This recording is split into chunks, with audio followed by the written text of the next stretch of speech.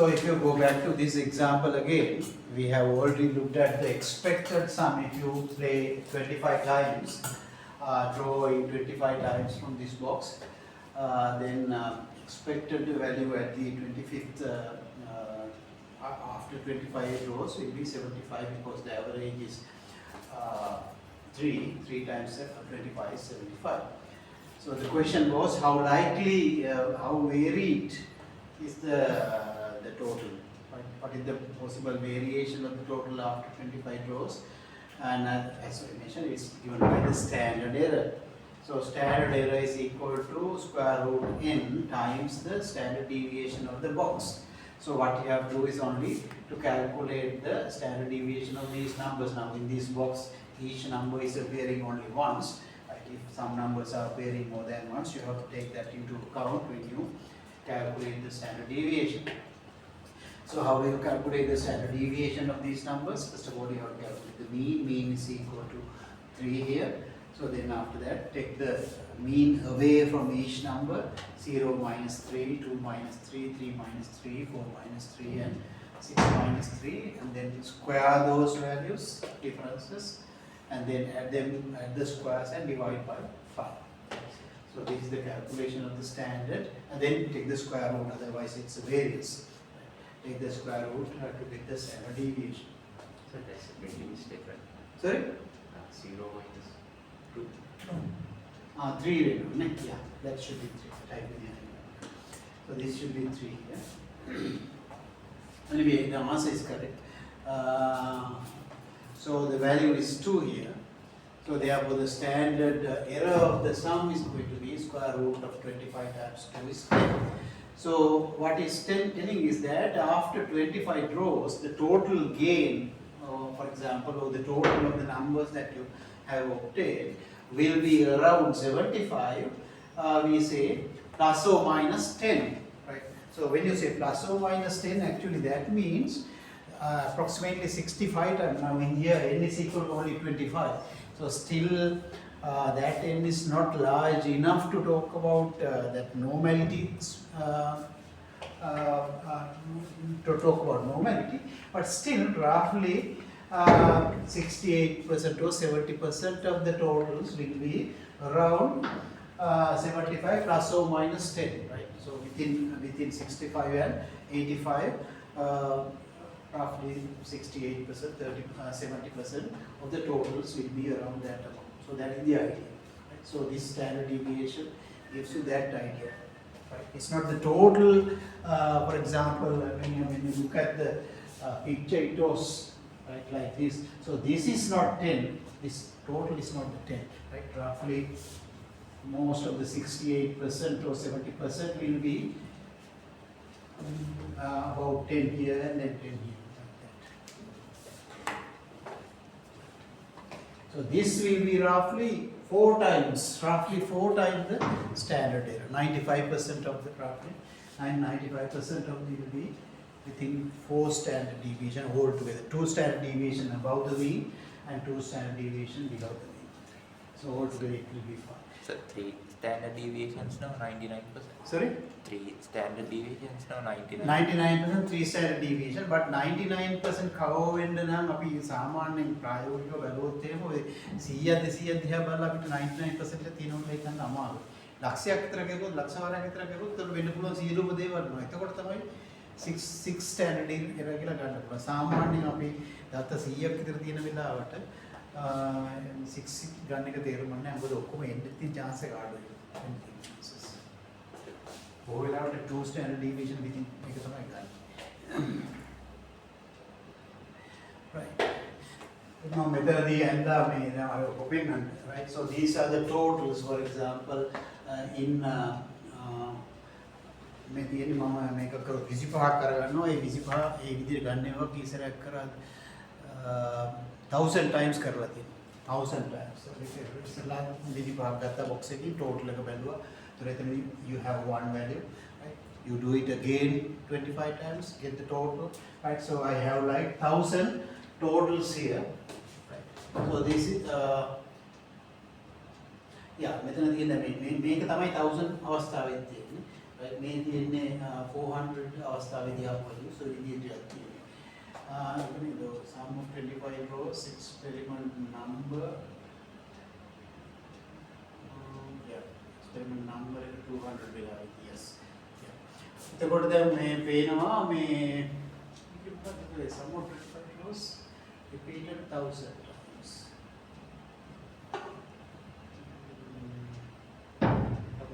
This figure shows the sum of 25 rows in 1000 simulation. This shows that the sum is within 1 standard deviation from the expected value 75, 68%.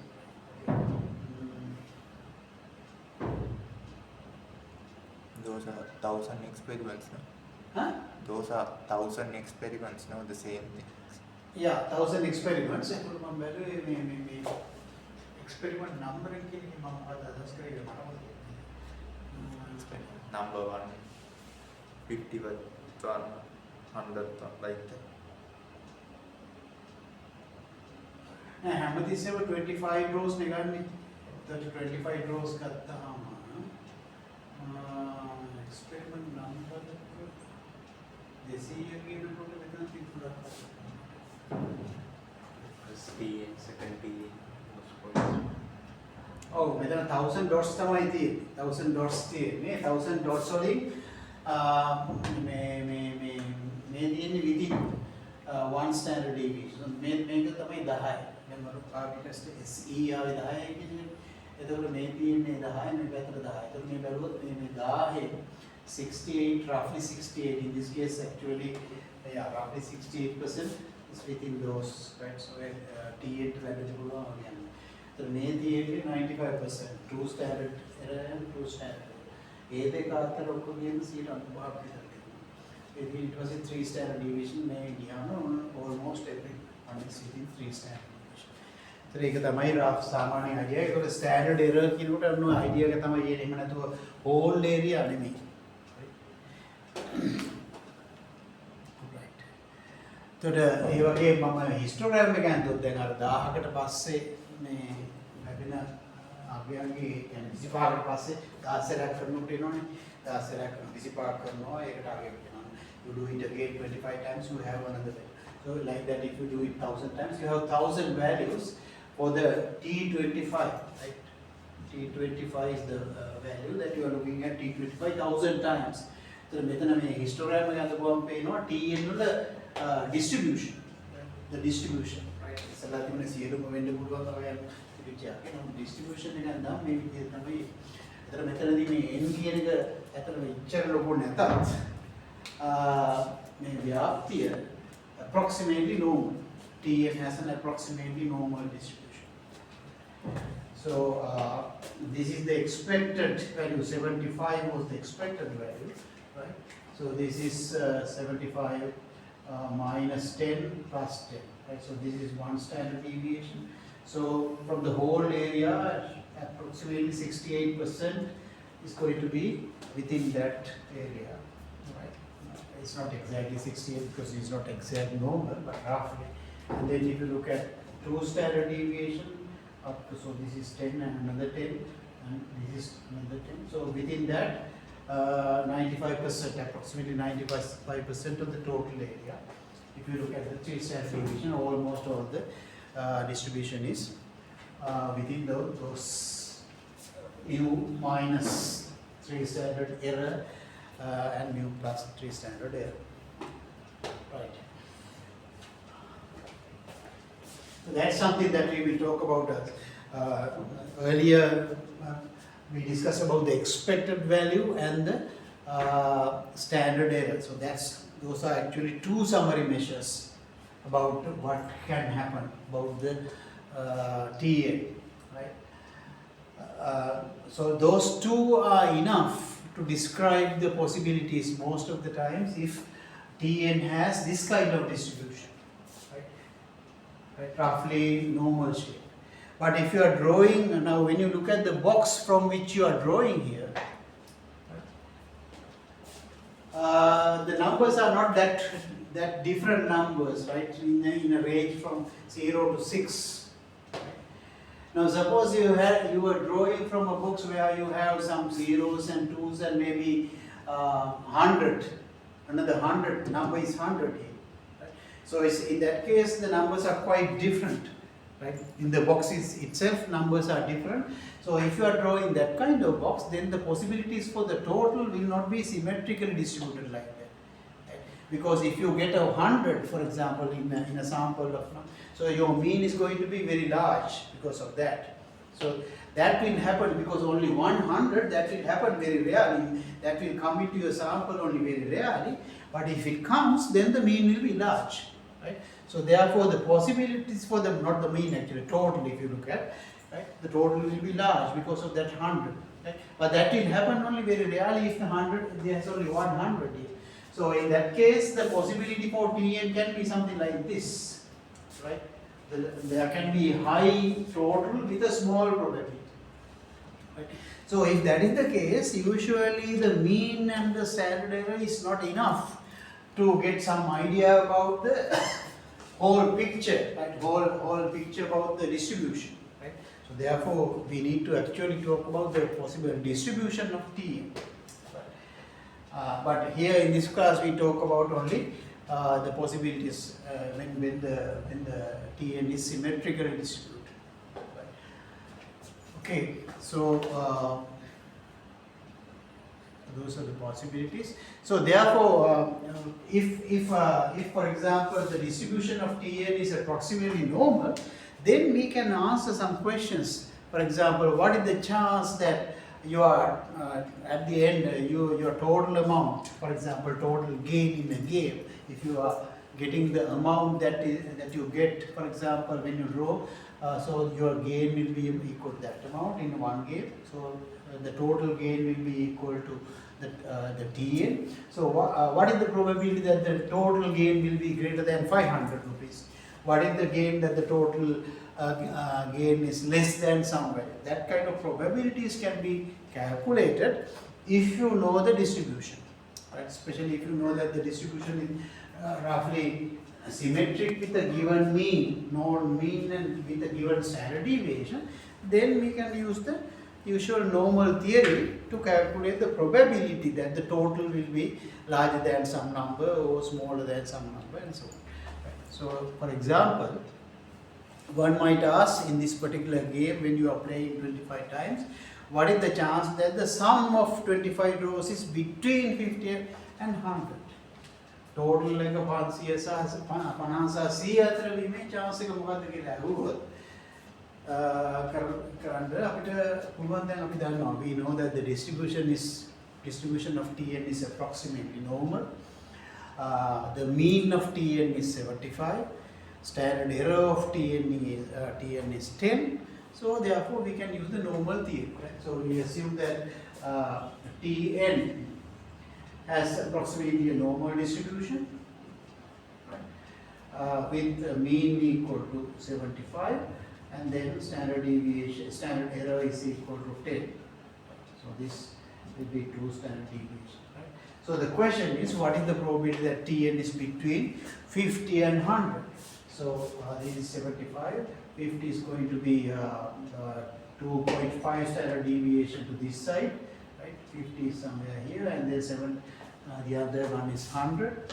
So it's going to be again 2.5 standard errors above the mean. 100 will be here. The question is, what is this area? Right? So how do you find out that? The question is, what is the probability that Tn is between 50 and 100? That is the question, right? So we know that Tn is approximately normal with mean 75 and standard error 10. Usually when you write down for the normal, we write down the variance here, therefore that is written as 10 square. So how do you find out this probability? You have to standardize both of these values, right? And then use the normal table. Right? So when you standardize this number, that will be 50 minus 75 divided by the standard deviation, standard error 10. So that becomes that number 50 becomes this number in the standard units. This number becomes 100 minus 75 divided by 10 in the standard units. So this is going to be negative 2.5. This is going to be positive 2.5. So you can look at the standard normal distribution, which is symmetric around 0, right? We know standard normal distribution is roughly between -3 and +3, almost all the normal distribution, right? Only very little above and below, so this is like 3, this is like -3. So we are looking at 2.5 here and then 2.5 here, so that area. So therefore, using the normal table, we can find out that area from the standard normal distribution. Right? So in that case, if you calculate that, it's going to be roughly 99%. So if you play this game 25 times, there's a 99% chance that your total amount will be between 50 and 100. So you can answer that kind of questions. So before you go to play, you can calculate the probability, right, of also probability of winning this amount.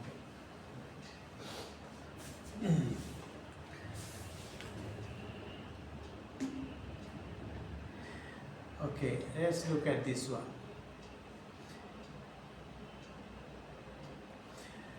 In a month, there are 10,000 independent players on a roulette wheel in a casino. To keep things simple, suppose the gamblers only stake $1 on red at each play. Right? Estimate the chance that the house will win more than $250 from these plays. Red or black plays even money, and the house has 20 chances to win. 20 chances in 38 to win. So we have already looked at that one. So if you play on a color, right, for example red, then there's a chance, 20 chance out of 38 to win, right? 22 chance out of 30, 20 and then 18 chance to win and 20 chance to lose. House. So you can again make a box and then calculate the expected amount and the standard error and then use the normal theory. Here we are considering 10,000 plays, so n is very large, so therefore definitely we can actually use the normal theory here. We'll come to that. There's something called central limit theorem which says it's going to be normally distributed. Right, so what is the box that we're looking at? $1, you are losing $1 and or gaining $1. So 1 and negative 1, you have 20. Sorry. Yeah, the casino now.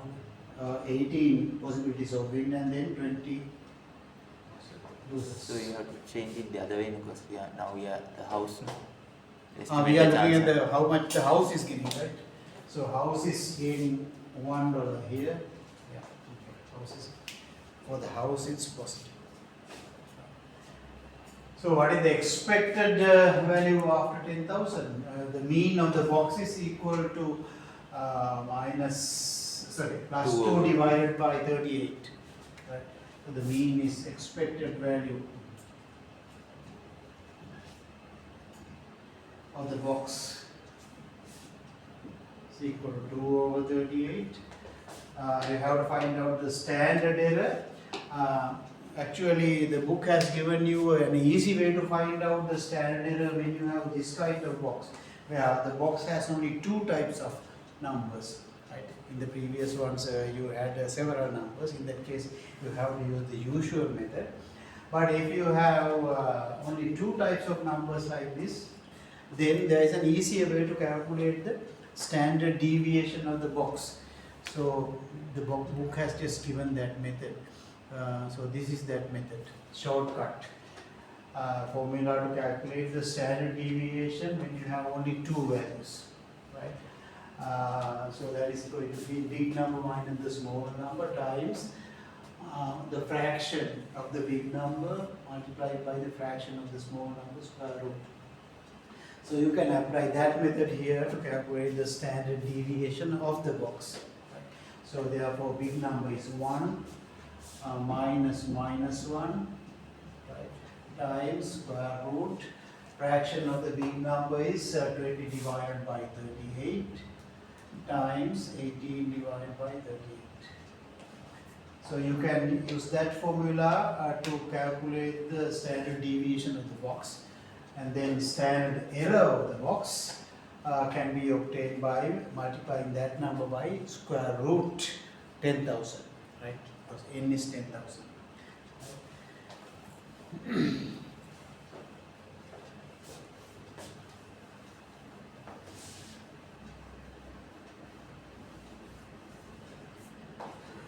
This is going to be the standard deviation of the box is going to be approximately 1. So the standard error is going to be therefore this number, square root 10,000 times standard deviation, about 100. So now you know the mean and the standard error, therefore you can calculate the probability.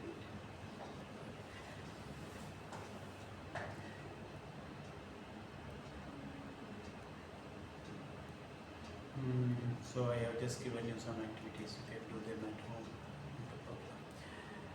Okay, so that is one type of problems you can answer, right? So that is actually to talk about the total of the draws when you are drawing from a box with replacement, total.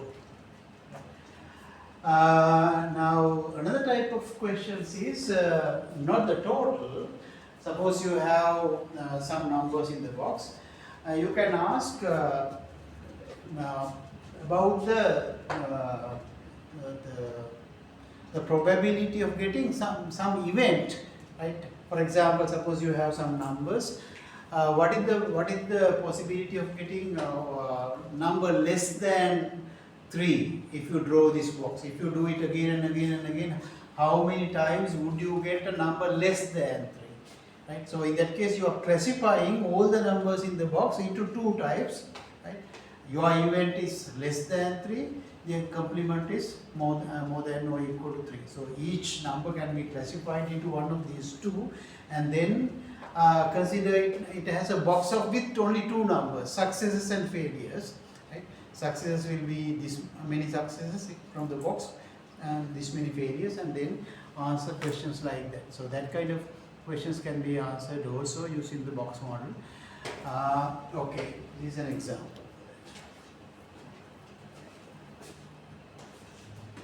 Now this is actually only the dice rolled 60 times. The total number of spots, okay, should be around. So in this question, it's asking about the total, right? Each die has 6 numbers, 1, 2, 3, 4, 5, 6. So you are rolling it 60 times, and then add the total, get the total of the numbers that you get. So that is about Tn. Question is about Tn. The second number asking the number of sixes should be around what? Number of sixes. Tn, but here in this case asking about the number of sixes. If you want to answer that question, right, at the beginning you have a box, right, with 6. It's like 1, 2, 3, 4, 5, 6. It's like drawing from this box, and then looking at the total. In order to answer this question, you convert this box into 2 types, right? 6 or not 6, right? So each 6 can be considered as 1, not 6 can be considered as 0. So there will be only 1 6 and 5 of these.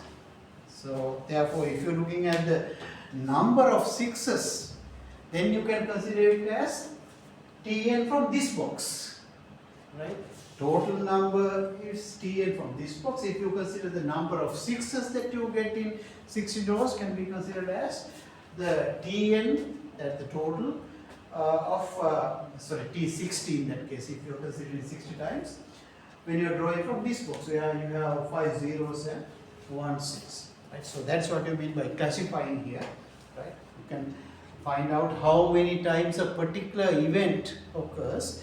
So therefore each number here in the original box can be classified as your event or not event, right? And then find out how many possibilities for the event and how many possibilities for the not event or the complement of, and based on that you can find out the total number of that particular event, number of times that the particular event can happen if you repeat the experiment a given number of times. So මෙතනදිත් මේ ප්‍රශ්නෙට උත්තර දෙන්න පුළුවන්, you can answer. Just you have to convert your box appropriately into another box. So originally you have this box, right? For the first question, you are looking at the Tn or T60 in this particular case when you are drawing from this box. Right? So therefore you have to again look at the expected number. Right? Expected number is equal to 60 times the average of this box, so the mean of this box, so that's 210. Standard deviation is equal to square root 60 times the standard deviation of this box. Right? So when you calculate the standard deviation, you have to use the usual method because there are several possibilities, not only two possibilities. So when you calculate that, you will get 1.71 as the standard deviation of this box. So therefore the standard error of the T60, you are looking at T60 in this case, 60 rows will be 13. So therefore you will generally say the T60 will be on average 210, give or take this amount. When you say give or take, that means roughly 68% of the times that give or take, or 95% of the time twice that amount. To answer the second question, you have to convert your original box into this box. You have 5 zeros and 1 6. Now, the number of times that you would get 6 will be equal to T60 from this box, right? So that's a different one. So in this case again, you have to calculate the average of this box, that is 1 divided by 6, that is the average of the box, and then expected of T60 will be 60 times 1 over 6, that is 10. And then standard deviation, when you are calculating the standard deviation, you can use the previous method if you want now, because you have only two types of numbers, zeros and ones. So you can use this second method to calculate the standard deviation, large number minus the small number times square root, the fraction of large number and the fraction of the small number. So if you calculate it like that, you will get 0.237, and then standard error of the total from this box will be given by this. So therefore you could say the number of sixes will be 10, give or take 3. So that's how you interpret it. Okay, so let's do this thing just for you to do, because you are not doing it.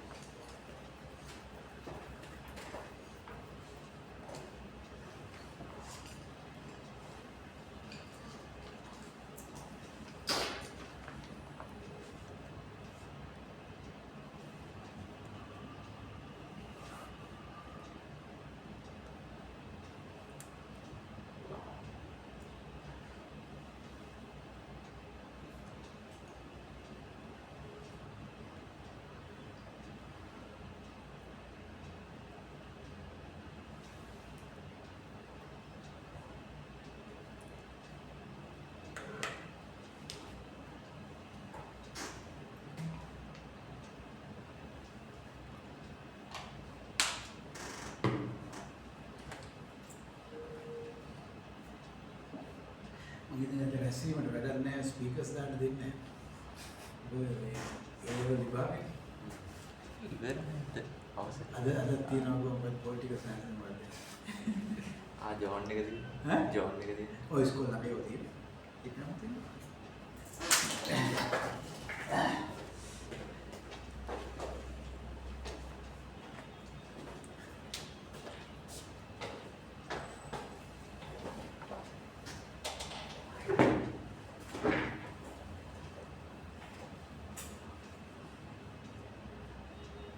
So how small can, what is the minimum possible value and what is the maximum possible value if you take 100 rows from this?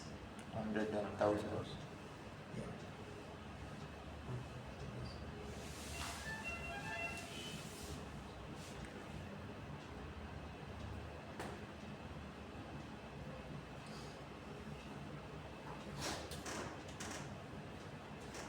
What is the average of the box? 7, 7 is 14 and then 23 and 32. 42 divided by 6, 7 the average. 7 is the average the box, therefore the expected value is equal to 7 times 100, 700. Yeah, 700. And then standard deviation you have to find from the box.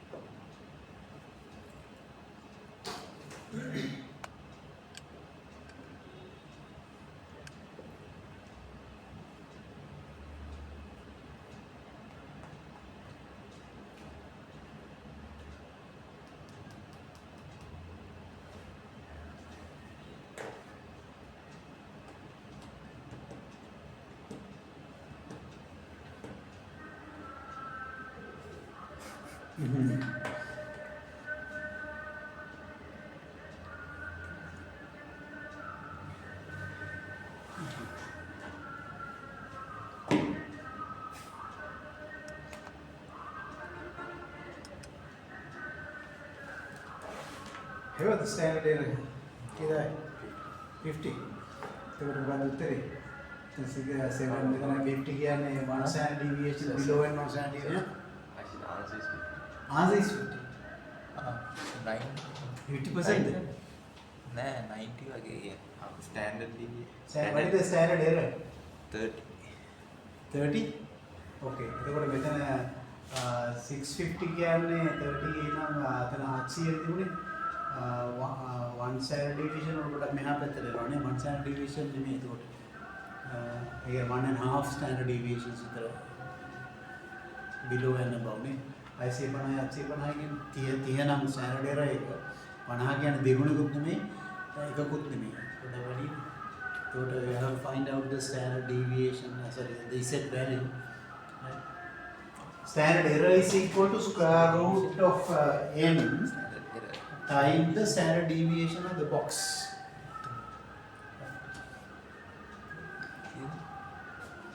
Standard make a mean එක 7යිනේ.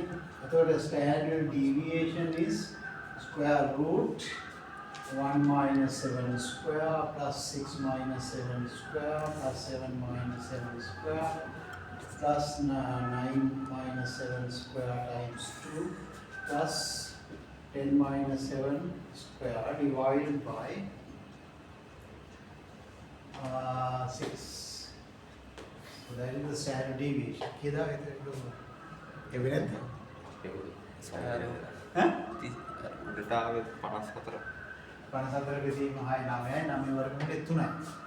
So this is 3. So therefore the standard error is going to be square root, we are taking it 100 times, yeah. So square root 100 times 3, so this is going to be 30. standard error is 30. So we are looking at 650 and 750. So 650 becomes 650 minus 700, that is the mean, divided by 30. 750 becomes, when you standardize it, 750 minus 700 divided by 30. So this is 50 divided by 30 minus 5 over 3, that is 1.66, right?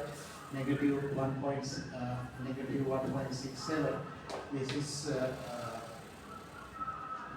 positive 1.67.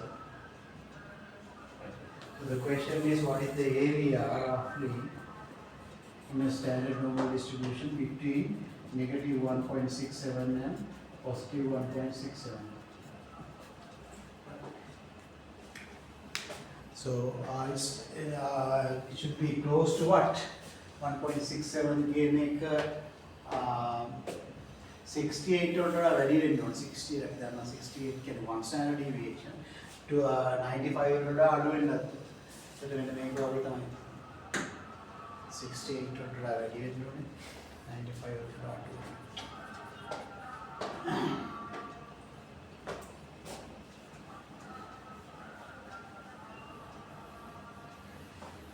Right. So let's look at this one.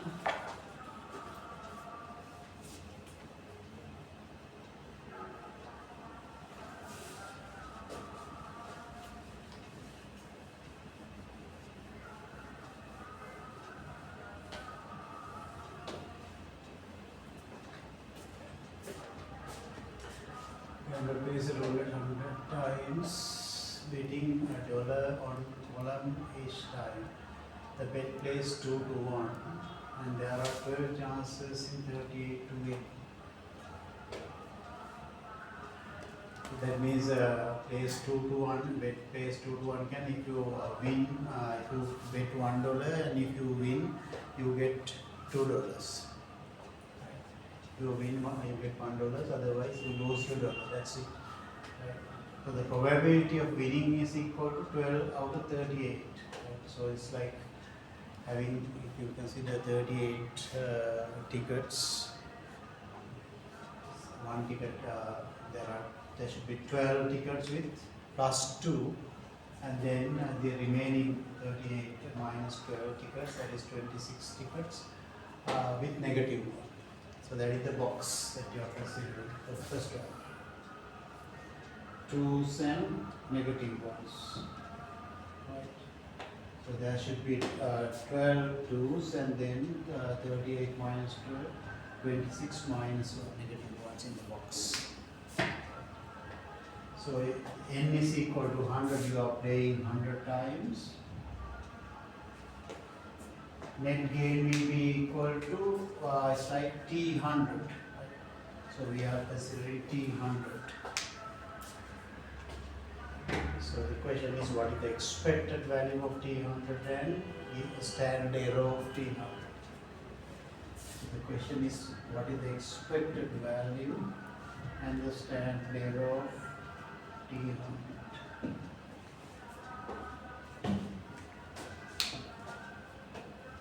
You can use that shortcut formula to calculate the standard deviation here, because there are only 2 types of numbers. So from that you can get the standard deviation of the box, then multiply by the square root and to get the standard error of the box.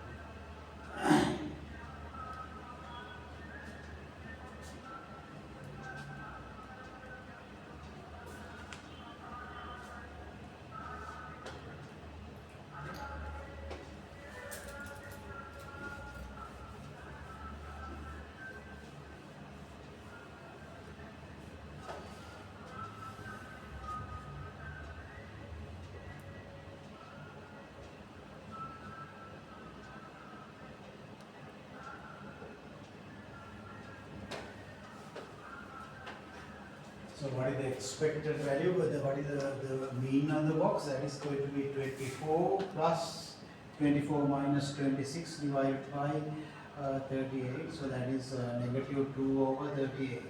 So that is the expected value of the box. So therefore expected value of T100 will be equal to 100 times negative 2 over 38. That is the expected gain. And standard deviation of the box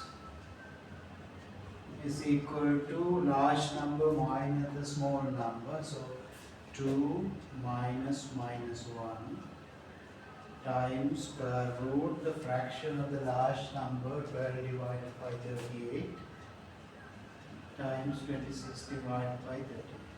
So that will be the standard deviation of the box. So therefore standard error of T100 is equal to square root of n is equal to 100 times the standard deviation of the box. This number. So once you find out those are the two answers that you want, you need the expected value here and the standard error.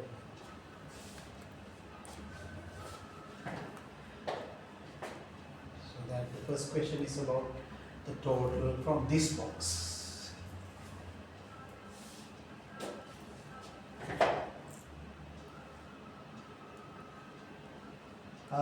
In order to answer the second one, you have to convert this box into a different box depending on the question.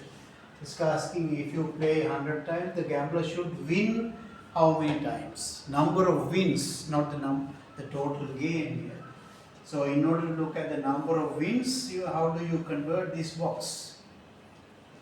So this will become a 1 now, win. So there's a 12 out of 38 chances of wins. So these will be losers. So therefore there are only 2 times, so ones and zeros for example. So number of wins will be equal to the total from this box, right? Number of times that you win, right? So each time a win becomes a 1, losing becomes 0. Then it's like drawing 100 times from this box, 12 ones and 26 zeros, right? So then expected value will be equal to 12 plus 12 divided by 38 in that case, right? 12 times 1 plus 26 times 0 divided by 38, expected value in that case.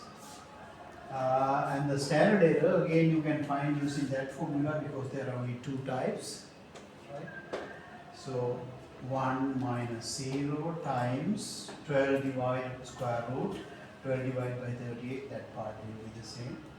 From that you can get the standard deviation of the box, and then standard error can be obtained by multiplied by 10. So that will be the standard error.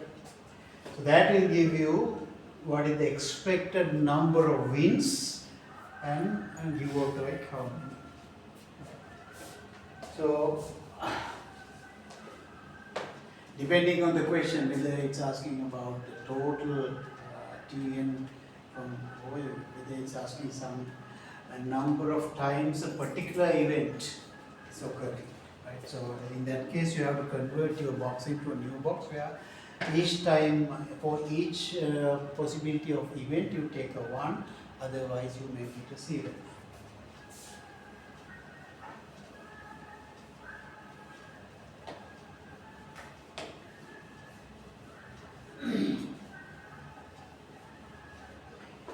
Right. Let's look at this one.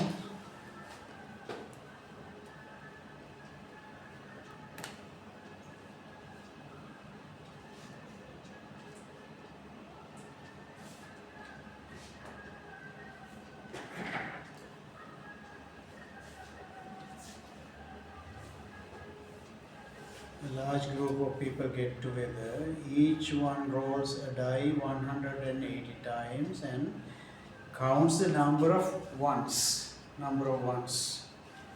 Right? About what percentage of these people should get counts in the range of 15 to 45. So we are looking at number of ones here. So what kind of box should we look at? 1 and 0. Yeah, 1 and 0. 1 and 0. Right. 1 means actually getting a 1. That is the event that we are looking at. How many ones? 1. 1 ones and 5 zeros. Right. So it's like you are drawing from this box. N is equal to 180. So you are looking at T180, right? The total of 180 numbers from this box. So you can actually, this number will be approximately normally distributed because n is large here, right? So what is the expected value of T1 and what is the standard error of T180? Once you know those two things, then the question is, what is the probability that T180 is between 15 to 45?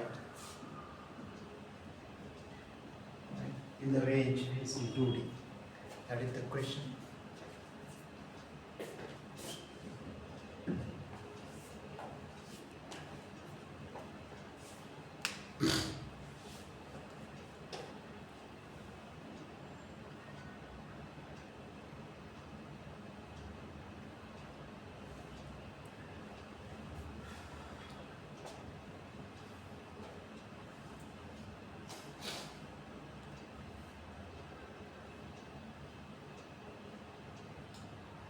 So the mean will be equal to 1 divided by 6. Mean of the box is 1 over 6. And therefore this will be 1 over 6 times 180, that is 30. Expected total will be 30. Standard error of the box, standard deviation of the box is equal to the large number minus the small number 1 minus 0 times square root 1 over 6 times 5 over 6. So that is the standard deviation of the box. Therefore, standard error of T180 is equal to square root of 180 times the standard deviation of the box.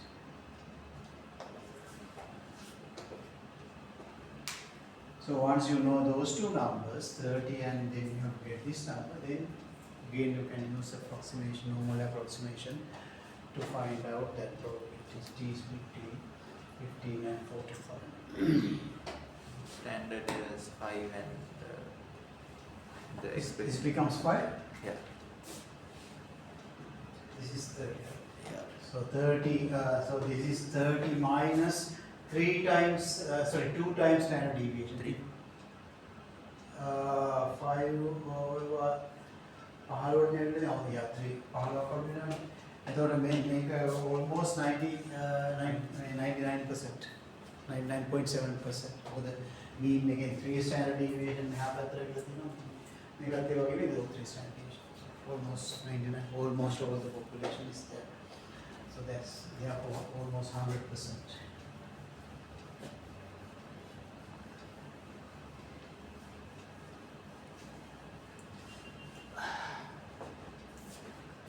Right. So that's the end of that part, that chapter.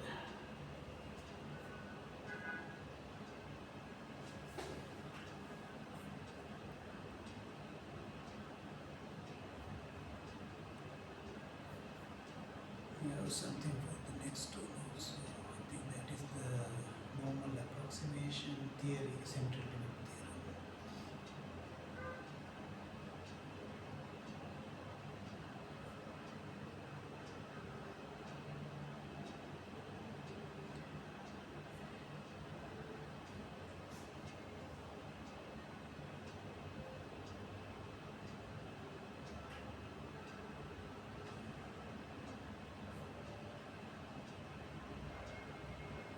Yeah, okay.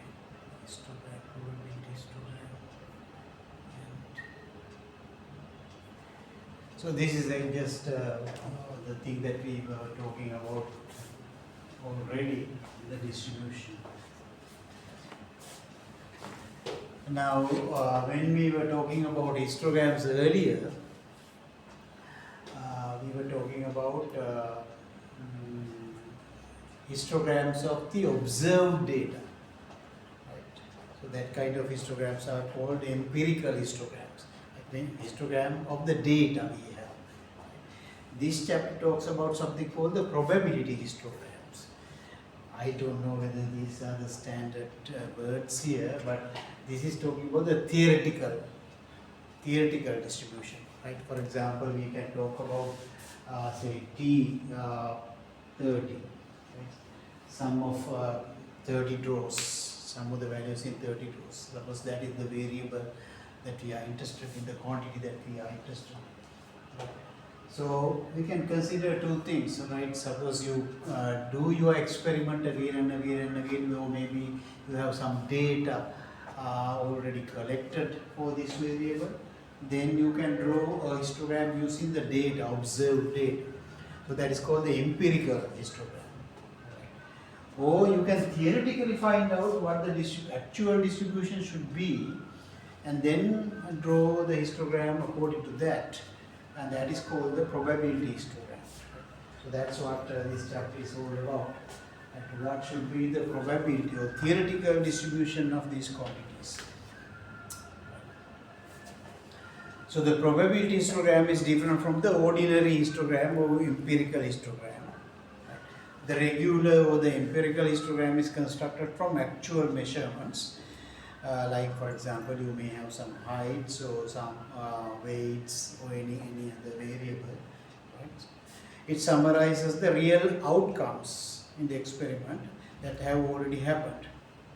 So the areas of the bars show the percentages of observations, right? How much percentage is in a given range, how many percentage in another range, and so on.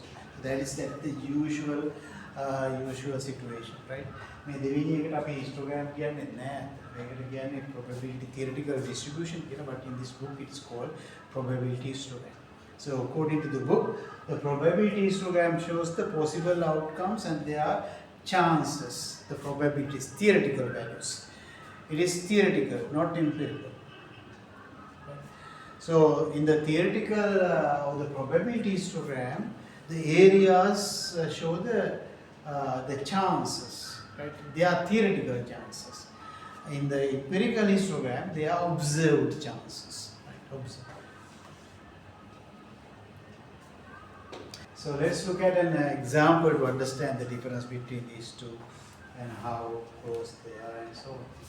So gamblers playing some game called craps bet on the total number of spots. Right? I don't know why it's called craps. The total number of spots shown by a pair of dice. So a pair of dice is played, and then the total, the two numbers. Right? So that is the quantity of interest. So each pair has numbers from 1 to 6. Therefore, the possible range for our outcome is from 2 to 12. Right? Odds of winning depends on the chance of rolling each of the. So the amount that once you roll the two dice, the total of this thing is the amount that you win. Right? So if you get 1 and 1, the total is 2. So you win $2 and so on. So odds of winning depends on the chance of rolling each possible game. So what is the probability of odds? Odds is actually something different. Odds means the probability of win divided by probability of losing. That's what you call odds. Odds of win means probability of win divided by probability of losing. But I think here the word they are using odds just to mean the chance of something.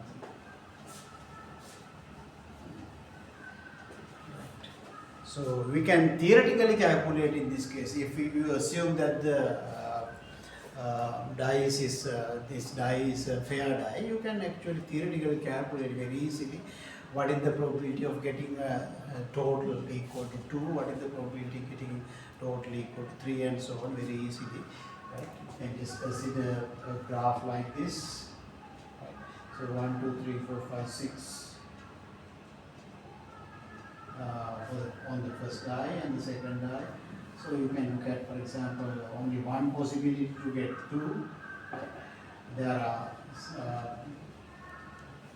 2 possibilities to get 3 and so on. Therefore, you can find probability of getting a 2 is 1 divided by 36 and so on. You can find out the theoretical probability. So if you show those theoretical probabilities, so these are the theoretical probabilities of getting each possible number. If you show these things in a histogram, that is what they call the probability histogram.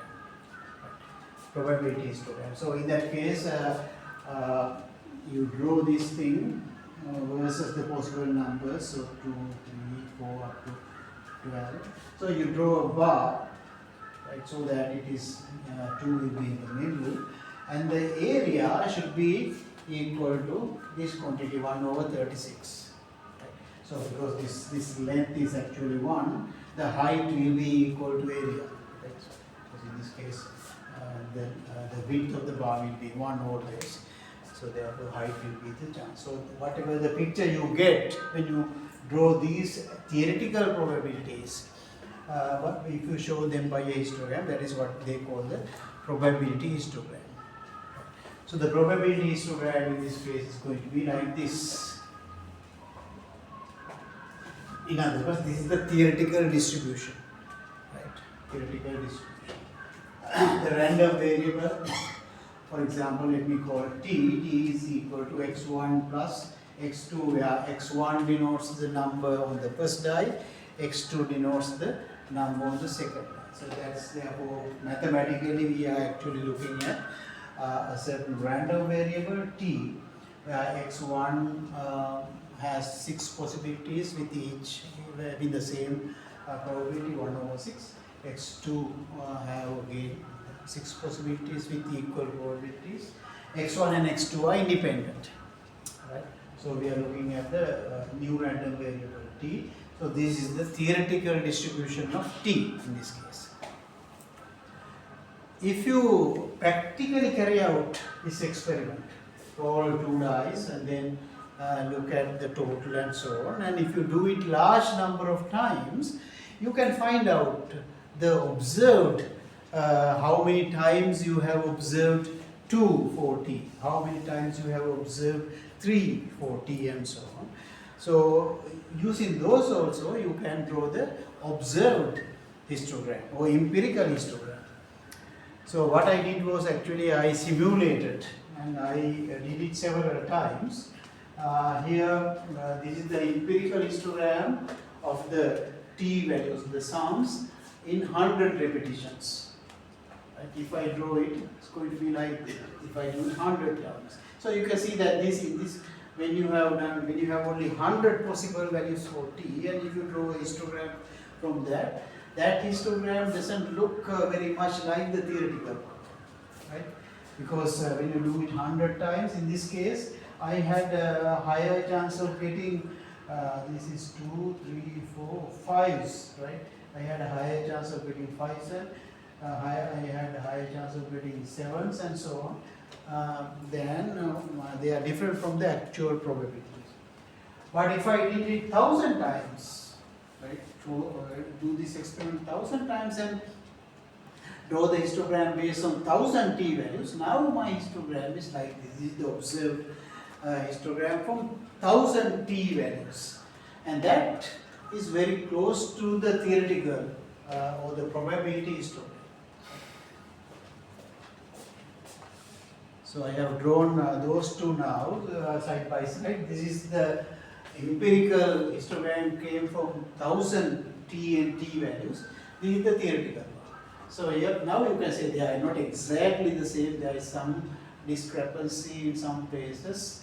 For example, here these two have the same theoretical probabilities for 6 and this number, but here observed proportions were not exactly like that. But except that, they are almost the same. So if I did more repetitions, like if I did it 10,000, these already 10,000. If I did more, probably it will come very close to this. This is what actually the lesson in this case is. If you look at the empirical distribution with a very large number of repetitions, that will be converging to the empirical distribution is converging to the theoretical distribution if you look at the empirical distribution based on very large number of repetitions of the experiment.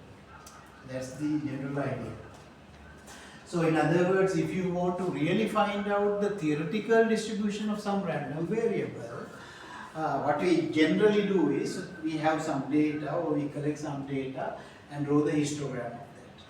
But we have to remember that if the number of observations we have is small, you might have a picture like this, like in the previous situation, and that will not give you the actual shape of the actual distribution. Right? So therefore, you should not take that as the actual distribution. But if you want to get a good idea about the actual distribution of your random variable, you have to have a large number of observations. Then, of course, you can assume that the actual distribution of your random variable is approximately equal to what you have observed.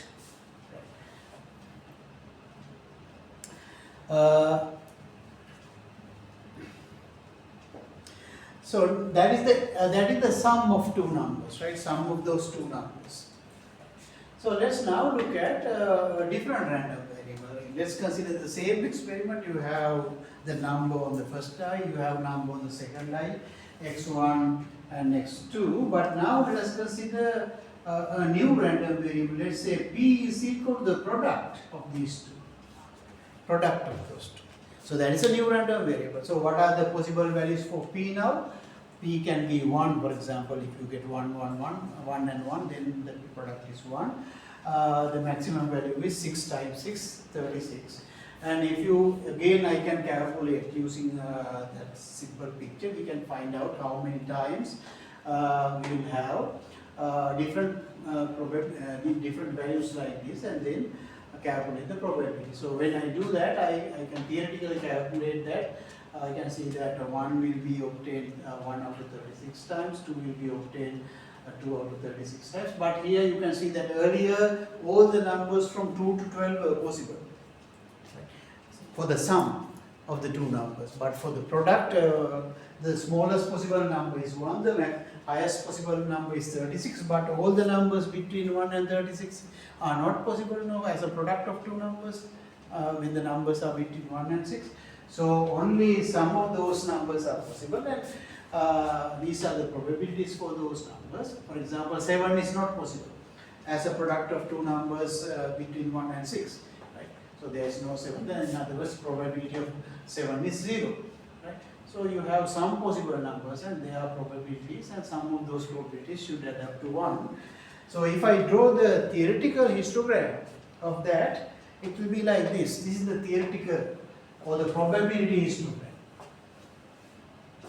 Probability histogram for that random variable. Now, if we do this thing again by a simulation, we can look at what happens to the empirical distribution. Does the empirical distribution converge to this one if you do it more and more time, many times? Let's see that. So here, this is the empirical histogram of the product P based on 100 repetitions.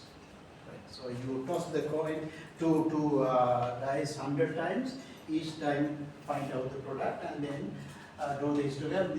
So this is nowhere near to the previous one, and this is based on 1000 repetitions. Still, it is nowhere near to the previous one. Now, if I do more 10,000 times, you can see that these are somewhat close. This is the theoretical one, this is the observed one. So you can see that again it's converging to the theoretical one. Right? So no matter what the random variable is, from this one you can see that the empirical histogram converges to the theoretical histogram if you are if your number of observations is large, right? So that is one lesson that is explained in the book. empirical histogram converges to the probability histogram. Right. And then another section, then now we are looking at what is the theoretical distribution of sum of large number of terms. Right. In the previous example, we had only sum of two numbers, right? Sum of two numbers. So there we looked at some random variable, not only sum of two random variables, any random variable we can look at. So in that one, the lesson is the empirical distribution of any random variable converges to the theoretical distribution of that random variable as the sample size increases. That means number of observations that we have increases. So that is one part. And now we are going to look at the distribution of sum of several random variables and what happens to the distribution if the number of terms in the sum increases. So now we are going to look at Tn, where Tn is x1 plus x2 plus x3 plus something like xn. We are going to look at the distribution of this quantity if n is large. What is the distribution of Tn if n is large?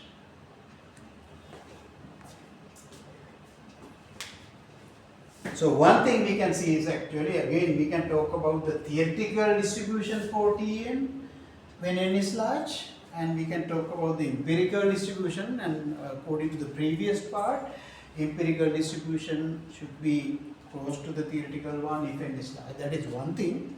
And what is that distribution? This is what we are talking about. Now earlier we saw when you are looking at even sum of two numbers, when you have large number of things, it came to the actual distribution, and the actual distribution looked like a normal distribution in that case. පද දෙකක t එකක් විතර සැලකුවේ t එක එතනදී දෙකේ එකතුවත් normal වගේ පෙවුනා. normal එකක් වගේ පෙවුනා. හැබැයි product එකේ distribution එක normal නෑ එතනදී. වෙන මොකක් හරි distribution එකක් තිබුණේ. හැබැයි මොකක් වුණත් ඒකට converge වෙනවා empirical එක. ඒක එක දෙයක්. දැන් බලමු sum එකේ large number of terms තියෙනකොට මොකද්ද වෙන්නේ කියලා. sum, right? Like අපි එතනදී බලන උදාහරණයක් විදිහට අපි right, telling example like that, instead of rolling 2 dice, we are rolling large number of dice, say 30 dice at the same time, and then our one observation comes from at the sum of those 30 numbers. That is one number, like T30. Right? So if you do it again and again and again, large number of times, that will give you the actual distribution, shape of the actual distribution of that T30. So that is what you are going to look at now. In this section, we explore the distribution of the sum of values in a sample drawn from a box with replacement. Sample from a box with replacement किनिकम समानाय. If you take a sample without replacement from a large population, so on to the same. Right? Okay, so let's look at several examples here.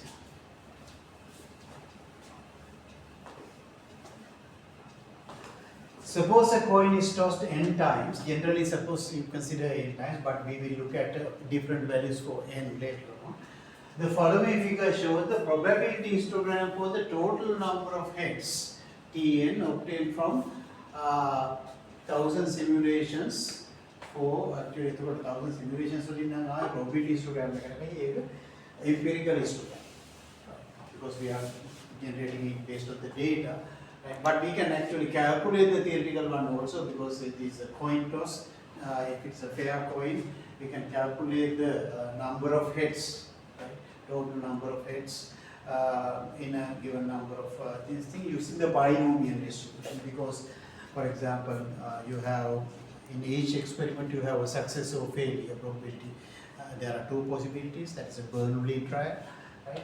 Now, if you consider, for example, 100 tosses, then number of heads in 100 tosses will have a binomial distribution with n equal to 100 and probability of success equal to 0.5. So based on that, we can find out the theoretical probability of Tn as well. But what I have done here is actually not me, because I have taken directly from book.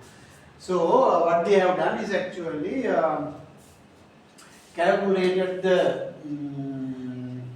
the probability histogram for the number of එතකොට මේ simulations වලින් වෙන්න බෑ මේක නම් calculate කරලා තියෙන්නේ මේ theoretically calculate කරලා තියෙන්නේ right simulations කියලා පොතේ තියෙනවා in 100 process the expected number of hits is 50 and the standard error we can calculate when you calculate this become 5 so 50 on the number of heads axis right මේකනේ කියන්නේ මේකයි so this is actually the theoretical histogram what we have here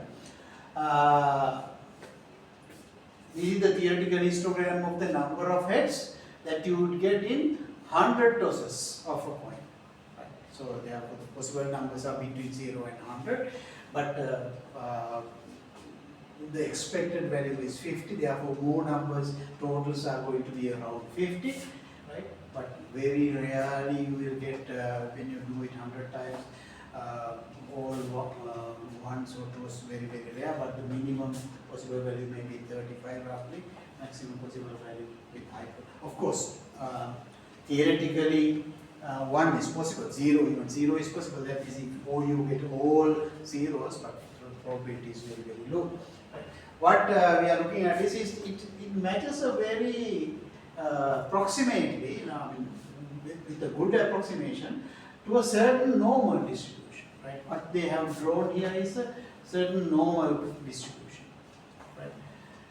So the point that they are going to make here is if you consider the sum of random variables, here the random variable take 1 and 0 only. So in this case x1 can be 0 or 1, x2 can be 0 or 1, and we are looking at up to 100. So each x100 is also 0 or 1. Only two possibilities for each random variable. We are looking at t100, which is equal to x1 plus x2 plus up to x100. AK distribution ekai oy balala. So theoretically they have calculated the probability of possible numbers and then drawn the histogram and then drawn a certain normal distribution on top of that to show that the probability histogram actually can be approximated by a certain normal distribution.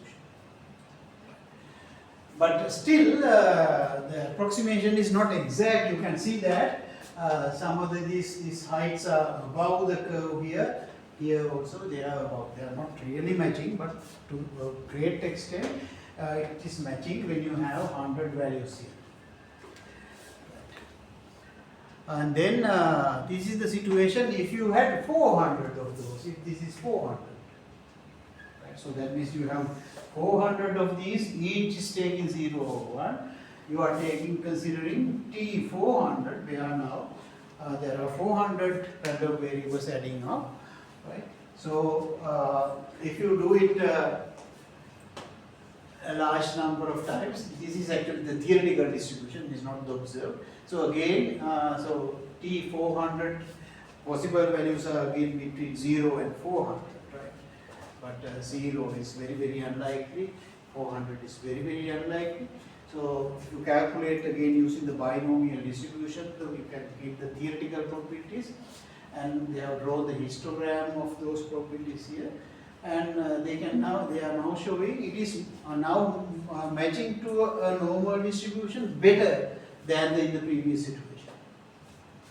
When n was 100, it was approximately normal. When n is equal to 400, histogram of T400 is also normal, but it is matching better to a normal distribution. Remember here T100 is actually a discrete random variable because T100 can take only discrete values. Right? T100 can එකේවා මේ 1 සහ බිංදුව අගයන් 100ක එකතුවනේ. එතකොට වෙන්න පුළුවන් බිංදුව වෙන්න පුළුවන් 1 වෙන්න පුළුවන් 2 වෙන්න පුළුවන් ඒ වගේ ඒවා විතරයි වෙන්න පුළුවන් 100 දක්වා. ඒක discrete. So actual theoretical distribution is a discrete distribution. Right? But here what we are doing is we are trying to approximate that discrete probability distribution using a continuous distribution. Normal distribution is a continuous one. Right? So what you saw earlier was when n was 100, that means if the total contains only 100 terms, in that case the T100 is a discrete random variable.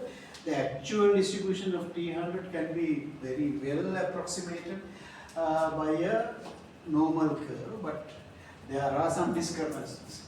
But if you include 400 times in your sum, 400 terms, that has a distribution. Again, theoretically we can calculate, there are now 400 possible values, actually 401, because 0 is the 400 that providing 401 possible values. We can calculate the probability of each using the binomial distribution in this case. But so that is what these bars are showing. But now we can show that it is very much approximated by a continuous curve, right? And they have done again considering 900, because they are considering here 100, 400 and 900. Later on we are going to consider square root, and we can get a square root easily. I hope those numbers, I think that is the reason they are considering, because otherwise there's no, you can consider any number. What you want to show is actually when the number of terms in the sum is increasing, even though the actual distribution is discrete in this case, it can be very well approximated by, the actual distribution can be very well approximated by a normal curve which is continuous. So that's what it's showing by this particular example, right? So now using that result, observing that, that means when the number of terms Tn, x1 plus x2 plus up to xn is Tn. Now we know that Tn is approximately normally distributed if n is large. So using that fact, we can answer this kind of questions. A coin is tossed 100 times. Estimate the chance of getting exactly 50 heads. Right. So now here we are going to talk about something called continuity correction. When you are calculating the probability of a discrete random variable like this using a normal distribution which is continuous, we need to sometimes apply something called continuity correction, right? So the question is, what is the probability that Tn is equal to 50? Right. Remember I told you that Tn in this particular case, right, because coin is tossing, possible values are ones and zeros. So when you look at the number of heads will be equal to T100, right? If you are tossing 100 times, so this is going to be 100. Right?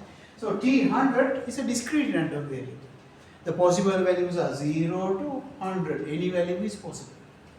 Right? So the question is asking what is the probability that T100 is equal to 50. Now when you are finding this probability using the normal curve, in order to get a good approximation, you have to do this. Right? Suppose for example 50 is here. Right? So the actual probability histogram will have a bar like this from 49.5 to 50.5. So this bar will be from that to that, and the height will be equal to the actual probability. Right? So now instead of using the binomial distribution to get this one, if you use the binomial distribution, we can directly get the exact value. Now the question is, how do you use the normal curve to get this probability? If you are using the normal curve, right, it will be something like this. So in that case, so your normal curve will be going like that. You cannot find out the probability by using the normal curve at this height. This height from the normal curve doesn't give you a probability. It gives you the probability density, right, in the normal curve. So if you want to find out the probability that T100 is equal to 50, what you have to do is, in the normal curve, you have to find out what is the probability that the normal distribution is between 49.5 and 50.5. So you have to consider that area in that interval. And if you are using the binomial formula, you can just use one formula and get this probability. But if it's the normal distribution to calculate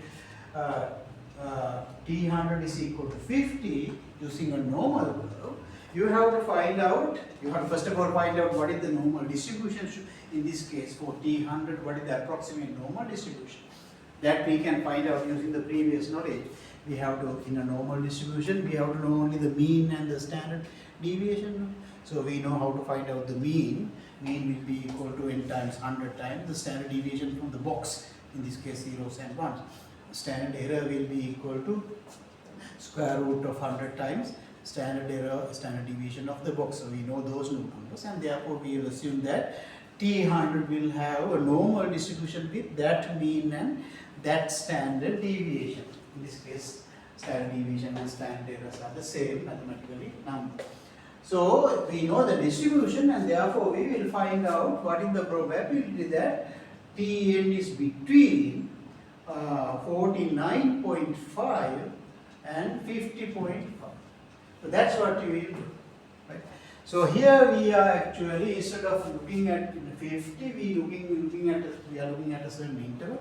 That is what we call the continuity correction, right? Because the reason for that is because we are approximating the distribution of a discrete random variable. We are approximating it by a continuous distribution, right? So when you are using continuous distribution to find out the probability of a discrete random variable, we have to assume some continuity here. That means Tn සඳහා 50 කියන එකෙන් අදහස් කරන්නේ continuity range එකේ නම් 49.5 ඉඳලා 50.5 දක්වා සියලුම වගේම අපි 50 විදියට තමයි සලකන්නේ කියන එක තමයි ඒකේ අදහස. In the continuous scale, discrete scale 50 is equivalent to all the numbers between 49.5 to 50.5 in the continuous scale. Right? So therefore, when you are applying the normal distribution to find out this one, you have to find out the Tn is between these two numbers. That is how you use the normal distribution. එතකොට ඒකම ඒ idea එකම apply කරොත් මෙතනදී what is the probability that Tn is between 45 and 55? එතකොට 45 කියන එක දැන් අපිට අවශ්‍ය වෙන්නේ අතරම 45 ඉඳලා 55 දක්වා. මෙන්න මේ ටිකේ තියෙන area එක. හැබැයි normal curve එකේදී අපි ගන්නකොට බොහෝ වෙලාවට මෙතන ඉඳලා 45 ඉඳලා 55ට අනුකරණය කරලා ගන්නවා. ඒ කියන්නේ area එක හොයන හැබැයි වඩා accurate වෙන්න නම් 45 කියනට අයිති 44.5 ඉඳලා 44.5 ඉඳන්ම අයිති 55 කියනට අයිති 55.5 දක්වා. එතකොට Tn the probability Tn කියන එක Tn is less than or equal to 45 and greater than or equal to 45, less than or equal to 55 කියන එක approximately හොයනකොට normal ව්‍යාප්තිය පාවිච්චි කරලා අපි හොයන්නේ මේ probability Tn is between 44.5 to 50, sorry, in this case 55, 55, yeah, 55. So 55.5. So this is the normal approximation, and this is binomial approximation, binomial exact probability, right? So if you, without using the exact probability, if you use the normal probability, this is how you find out. එතනදී area එක හොයන්න මේක standardize කරන්නේ මේ අංගයේ නෙමෙයි, මේ අංගයත් නෙමෙයි, මේ අංගය තමයි standardize කරන්නේ. Actually, take away the mean and divide by the standard deviation to the area එක. So that's what you call applying the continuity correction.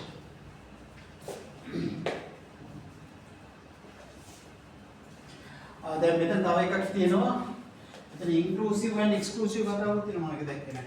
Between 45 and 55 inclusive. ඒක තමයි දෙවෙනි එක. කියන්නේ අපිට අවශ්‍ය අතර probability T100 less than or equal to 55 and greater than or equal to 45. So මේක හොයනකොට approximately යන්නේ Tn less than or equal to මේ පැත්තෙන් 40 4.5 එතන 50 5.5.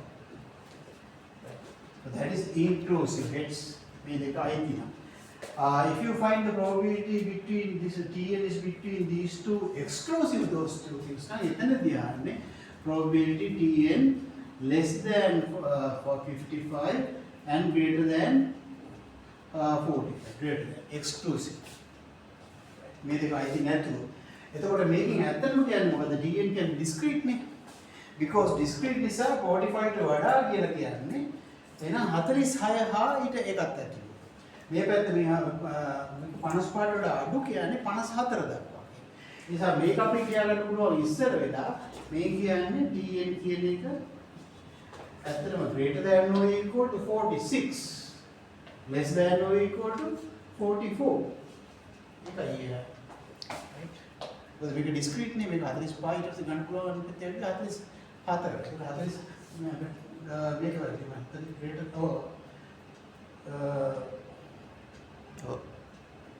right. Yeah. That's 54. මෙතන 50. එතකොට දැන් මේකට තමයි continuity correction එක දාන්නේ. මොකද මේ 46 දෙතේ ඇතුළත් වෙලා තියෙනවා. එතකොට මේ 46 කියන්නේ 45.5 ඉඳලා යන්නේ මේ පැත්තට. මෙතන 54 කියන්නේ 54.5 දක්වා ඔක්කොමයි. total normal එකට ගන්නකොට මේකයි කියනවා probability Tn in this case 45.5 සහ 54.5. When you're talking about the normal distribution, doesn't matter whether you put the equal sign or not here. But the normal distribution එකේ අර equal sign මේ ඉර යට ඒරියා එක බිඳුවක්. ඒකට ඒක ප්‍රශ්නයක් නෙවෙයි. මෙතන මෙහෙම නිව්වත් ගානක් නැහැ normal හොයනකොට ඒ උත්තර දෙකම සමානයි නම් සාමාන්‍යයි. Right, so that's how you calculate the probability. ඒ ටික මේකේ විස්තර කරලා තියෙනවා පිටුරත් එක්කලා. That's what you mean by the continuity correction.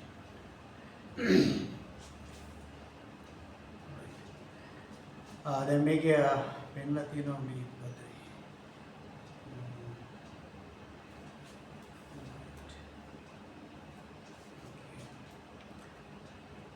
Then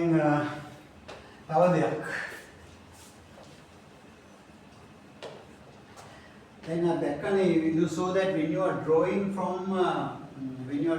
from this box where you have 1 2 3 4 5 6 again dice එක roll කරන අවස්ථාවසල it goes 1 2 3 4 5 6. එතකොට මෙතන තියෙන්නේ කොහොම equally spaced numbers ටිකක් තියෙන population එකක් වගේ එකක් right numbers are equally spaced. මේ වගේ අපි දෙකක් ගන්නවා x1 and x2 right. x1 can be anything from here, x2 can be from anything here, and then if you consider t to be this right, we looked at the distribution. So මෙතන මේ total එක තමයි තියෙන්නේ. හැබැයි පද දෙකක total එකක් තියෙනවා. ඒ පද දෙකේ total එක පවා මෙතනදී අපි දැක්කා ඒකේ ව්‍යාප්තිය බොහෝ දුරට normal හැඩයක් තිබුණා. එකතුවට. right. එහෙම වෙනවා ඇත්තටම මේ කුඩා සංකේතන සාමාන්‍යයෙන් මේක වෙන්නේ මේක normal වෙන්නේ මෙතන පද ගොඩක් තියෙනවා. සාමාන්‍යයෙන් 30ට වඩා තියෙනවා නම් තමයි generally t වලට normal ව්‍යාප්තියක් තියෙන්නේ. නමුත් අපි සලකන population එක මේ වගේ symmetric population එකක්. right equally spaced මේ වගේ symmetric සමාන probability නේ විතර තියෙන්නේ. මේකටත් 6 එකයි මේකටත් 6 එකයි මේකටත් 6 එකයි එවිදී තියෙන අවස්ථාවක වෙන population එකකින් නම් ඉන්නේ n ගාන එච්චර නොවුනත් ඒ කියන්නේ දෙකේදී පවා t වල ව්‍යාප්තිය ආසන වශයෙන් normal වෙන්න පුළුවන්. But if you are drawing from a population where the actual distribution is like this, ඒ කියන්නේ මෙතන numbers දෙකයි තියෙන්නේ. බිඳුව ඒවා ගොඩක් තියෙන එක ඒවා අඩුවෙන් තියෙන population එකකින් අපි ගන්නවා. අපේ population එක ඒ වගේ එකක් නම් ඒ වගේ එකකින් ගත්තාම මේ පද දෙකේ මේකෙත් දෙකක් අරන් හිටන් ඒකේ ව්‍යාප්තිය බලුවොත් ඒක normal වෙන්නේ නැහැ සාමාන්‍යයෙන්. right ඒක normal වෙන්නේ නැහැ. හැබැයි මේකෙන් ගන්න මේ වගේ population එකකින් අපි තුමු 40ක් විතර අය තියෙන එකක් ගත්තොත් t කියන්නේ x1 + x2 + up to x40 දක්වොත් ඒ කියන්නේ මේ වගේ මෙතන බිංදුව සහ එක පමණ පෙට්ටියේ තියෙන හැබැයි වැඩිපුර බිංදුව තියෙනවා. ඒකේවා තියෙන ටිකයි. ඒ වගේ එකකින් අපි with replacement 40ක් අරන් ඒ ටිකේ එකතු අපි t කියලා ගත්තොත් එතකොට ඒ වගේ එක t එකක් අපිට සලකන්න පුළුවන්. ආයෙසරයක් ඒ වගේ 40ක් කරලා තව t එකක් බලන්න පුළුවන්. ඒ විදිහට if you consider the distribution of t where this t includes large number of x's and එතකොට නම් t එක normal හැඩයක් ගන්න. හැබැයි මේකෙන් අපි 5ක් විතර හදලා හිටන් x 5 නම් අපි t ගත්තොත් මේකේ ව්‍යාප්තිය ගන්නොත් ඒක normal වෙන්නේ නැහැ සාමාන්‍යයෙන්. ඒකෙදි වෙන්නේ දැන් මෙතන බිඳුවනේ වැඩිපුර තියෙන. එතකොට එහෙනම් බිඳුව පැත්තට බර වෙනවා ටෝටල් එක. වැඩිපුර තියෙන බිඳුවනේ. ඒතර අපේ පහේ වැඩිපුර ඒවා එන්නේ බිඳුව පැත්තට. එතකොට ඒ වගේ normal ව්‍යාප්තියක් එන්නේ නැහැ. right. ඒතර මේ දැන් ඔය ඔක තමයි පෙන්නලා තියෙන්නේ මේ box එකේ මෙතන අපි තුන් අපි තුන් let's suppose that there are 9 zeros and only 1 1 තියෙන්නේ කියලා. එතකොට the probability of a 0 is 9 out of 10, probability of 1 is just 0.1. ඒ වගේ population එකකින් අපි මෙතන n සමානයි 25ක් කරලා තියෙනවා. ඒතර මම මෙතන ගන්න උදාහරණයක් x 25 වෙනවා. ඒතර 25 වුණත් දැන් පේනවා මේ තියෙන්නේ actual distribution එක probability distribution එක calculate කරලා දැන් ඒක පොඩක් skewed. මේ කොටුව ලියන එක බැලුවොත් ඒක skewed. normal එකට කිට්ටුවෙන් යන්නේ නැහැ. මොකද මේ පැත්තේදී ඔක්කොම ඇත්ත probability එක normal එකකින් approximate කරනකොට වඩා වැඩි. මේ පැත්තේදී ඔක්කොම ඇත්ත probability එක normal එකකින් approximate කරනකොට වඩා අඩුයි. එතකොට මෙතනදී පේනවා n සමානයි 25 එතන ලොකු නෑ. නමුත් තවමත් t කියන එකේ ව්‍යාප්තිය normal එකට ඇවිල්ලා නැහැ. ඒකට හේතුව තමයි අපි sample එක ගන්නේ අර වගේ skewed distribution එකකින්. population එකේ හැඩය මේ. ඒත් ඒ වගේ වෙලාවට sample total එකෙත් හැඩේ ඒව තියෙනවා n 25 වුණා. නමුත් අපි n 50 විතර කරොත් n 100 කරොත් එහෙම we will see that okay when this is the distribution of t, that is if you take 100 values මේ population එකෙන් උනත් 100ක් කරන් ඒකේ ව්‍යාප්තිය බලුවොත් එතකොට theoretical distribution is this one, this block solid plane එක normal එකකට බොහෝ දුරට කිට්ටු වෙලා තියෙනවා. දැන් එතනදී හැබැයි තාමත් මේ පැත්තේ උසට වැඩිපුර තියෙනවා actual probabilities are higher than the values given by the normal. මේ පැත්තෙන් යටින් තියෙනවා. ඒතර තාමත් හරියට normal එකට fit වෙලා නැහැ. ඒතර n සමානයි 100යි. දැන් ඊට පස්සේ තවත් තියෙනවා. ඔව් n සමානයි 400 වෙනකොට ඔන්න දැන් ඇවිල්ලා තියෙනවා actual distribution of t කියන එක normal එකකට බොහෝ දුරට ආසන්න. එතන මොකද මේකෙන් ලැබෙන පාඩම? මේකෙන් ලැබෙන එක තමයි if your population is somewhat symmetric, right? If the distribution of the population is symmetric, ඒ කියන්නේ උදාහරණයක් විදිහට අර 1 සිට 6 දක්වා numbers තියෙනවා. හැම එකටම තියෙන්නේ බොහෝ දුරට සමානව. symmetric කියන්නේ මේ හැඩේ විතරක් නෙමෙයි මේක symmetric නේ uniform එක symmetric. ඒතකොට එතන තිබුණේ uniform එකක්. population එක uniform. එතකොට ඒ වගේ population එකකින් අපි ගන්නවා නම් sample එකක් sample size එක කුඩා වුණත් even though the sample size is like 5, the total t will have an approximately a very good normal distribution. If the population is symmetric, at least approximately symmetric, right? Then the sum of even a small number of terms will have approximately a normal distribution, like 5, 10 is enough for n. But if the population has a skewed distribution, then for the total to have a normal distribution with a good approximation, n has to be quite large, very large. මේක මම කියන්නේ මොකද සාමාන්‍යයෙන් idea එකක් තියෙනවා බොහෝ දිනාගේ n 30ට වඩා වැඩි වුණාම මොන population එකකින් ආවත් t වල ව්‍යාප්තිය normal වෙනවා කියලා අදහසක් තියෙනවා. මොකද පොත්වල සාමාන්‍යයෙන් තියෙනවා n 30 කියලා කතාව. ඒක ඇත්ත නෙමෙයි කියන එක තමයි මෙතනින් පෙන්නන්නේ.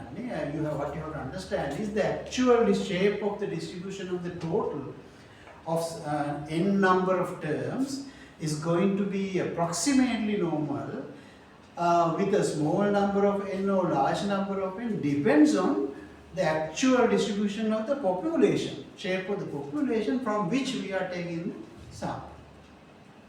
So the sample එකේ ඉන්නේ symmetric straight shape එකකින් නම් n කුඩා වුණත් අපිට ගන්න පුළුවන් total එක පද පහක total එකත් approximately normal කියලා දාගෙන ඒක පාවිච්චි කරන්න පුළුවන්. We can use that to calculate probabilities regarding the total. Right? මොකද අපි අහන්න පුළුවන් total එක හවල් ලගේ වීමේ සම්භාවිතය මොකද්ද? මෙතන ප්‍රාඩු වීමේ සම්භාවිතය මොකද්ද කියනකොට අපිට t වල ව්‍යාප්තිය දැනගන්න ඕනේ. So t වල ව්‍යාප්තිය normal කියලා approximate කරොත් අපිට ලේසි හොයන්න පුළුවන්. So we can use that idea not always, right? සමහරු n කියන එක 30ට වඩා වැඩි නම් ඔය අර population එකේ හැඩය ගැන හිතන්නේ tn normal කියලා අරගෙන probability හොයනවා. හැබැයි ඒක realistic නෑ. Right? So you have to think about whether tn will be approximately normal enough. To think about that, you have to have some idea about from which kind of population we are taking a sample also.